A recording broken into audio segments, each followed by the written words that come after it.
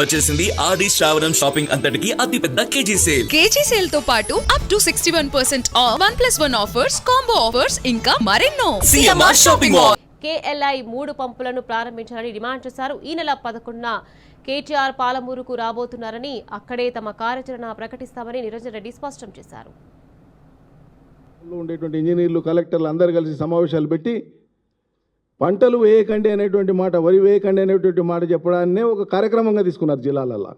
ఇంతకంటే అవమానకరమైన, ఇంతకంటే సిగ్గుచేటు అనేటువంటి అంశం ఉంటుందా? కృష్ణానదిలో నీళ్లు పొంగి పొర్లుతూ ఉంటే, జూరాల దాటి 2 లక్షల పైచిల్ క్యూసెక్లు రోజు కిందికి పోతూ ఉంటే, జూరాల మీద ఆధారపడేటువంటి లిఫ్ట్లను స్టార్ట్ చేయరు.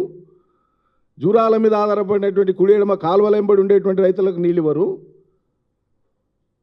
నీళ్లు లేవు, చూస్తాం, వస్తావో రావో అని మాట్లాడతారు. స్టేట్ లెవెల్ కమిటీ వాళ్ళు చెప్పినరా, రాసిన వాళ్ళు ఊహించి రాసినరా, ప్రభుత్వ పెద్దలు మీరు ఇట్లా చెప్పండి అని ఏమైనా ఇండికేషన్ ఇచ్చినరా తెలియదు. కానీ ఈ పత్రికలో మాత్రం ఏమని చూపిస్తారంటే, ఆ కమిటీ కూర్చొని ఇచ్చినటువంటి యొక్క ఫైండింగ్లో 45 టీఎంసీలే అందుబాటులో ఉన్నాయి. శ్రీశైలంలో ఇవాళటికి ఉన్నది 160 టీఎంసీలు, నిన్నటికి 145 టీఎంసీలు. నిన్న మీటింగ్ టైంకు 145 టీఎంసీల నీళ్లు శ్రీశైలంలోనే ఉన్నాయి. దగ్గర 170-180 టీఎంసీలు ఇప్పుడు ఆల్రెడీ అందుబాటులో ఉన్న నీళ్ళని కళ్ళ ముందర పెట్టుకొని 45 టీఎంసీలు ఏమున్నాయనేటువంటి మాట అసలు ప్రభుత్వ పెద్దలకి మనకు తెలుస్తుందా, తెలుస్తలేదా? కృష్ణా బేసిన్లో పర్టికులర్గా శ్రీశైలం నుంచి కానీ, ఎగువన జూరాల నుంచి కానీ మంచినీటి కోసం ఏవైతే స్కీములు ఉన్నాయో ఎగ్జిస్టెన్స్లో, వాటికి 1 సంవత్సరం పొడవునా అవసరమైనటువంటి నీటి యొక్క పరిమాణం, క్వాంటిటీ ఆఫ్ వాటర్ కేవలం 9 టీఎంసీ, 9 టీఎంసీలు మాత్రమే. అది శ్రీశైలంలో ఉండే డెడ్ స్టోరేజ్లకు వెళ్ళి కూడా తీసుకోవడానికి ఇబ్బంది లేదు. ఈ సంవత్సరం ఒక్క చుక్క వాన బొట్టు లేకపోయినా, ఇప్పుడు జూరాల నుంచి కిందికి వస్తున్నటువంటి 2 లక్షల క్యూసెక్కుల వరద శ్రీశైలంలోకి రాకపోయినా, అవి ఏవి లేవు అనుకుంటే కూడా వచ్చే సంవత్సరం జూన్ జూలై దాకా కూడా మంచినీటికి కొరత ఉండదు. నేను మాట్లాడేది తప్పైతే మీ యొక్క ఆర్డబ్ల్యూఎస్ సిఎన్సీతోనో వాళ్ళతోనో మాట్లాడించండి ఇది తప్పు అని. ఇది ఫ్యాక్ట్, కళ్ళ ముందు ఉండేది. ఆ సిస్టమ్ ఎంత వాటర్ కన్జంప్షన్ 21 అసెంబ్లీ సెగ్మెంట్లకు లెక్క ఉంది.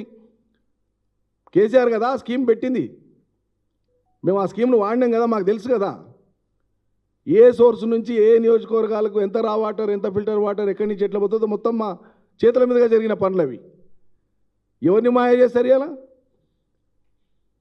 100 టీఎంసీల నీళ్లు కళ్ళ ముందు ఉంటే కరువును కారణంగా చూపించి, మంచినీటిని పూచిగా చూపించి, రేపటికి నీళ్లు ఉండవు అనేటువంటి భ్రమలు కల్పించి, మీకు ఇష్టమైనటువంటి రాతలు రాపించి, మీకు ఇష్టమైనటువంటి వార్తలు ప్రసారం చేసి రైతాంగాన్ని మాయ చేయడానికి పూనుకున్నారా మీరు?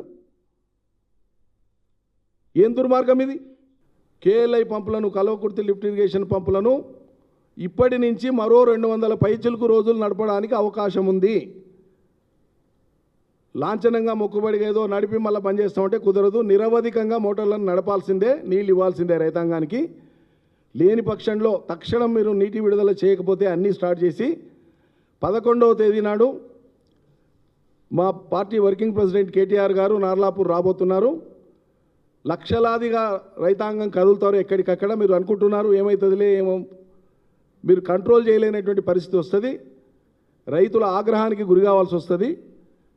ఇక మేము ఏమో చేస్తాం అనుకున్నటువంటి కేంద్ర ప్రభుత్వం కూడా ఆందోళన చేసి రైతుల నిరసనకు తలొగ్గి ఎట్లా క్షమాపణ చెప్పుకునే పరిస్థితి వచ్చిందో, ఉత్తమ్ కుమార్ రెడ్డి, రేవంత్ రెడ్డి పాలమూరు ప్రజలకు క్షమాపణ చెప్పుకునే దుస్థితి తెచ్చుకోకండి.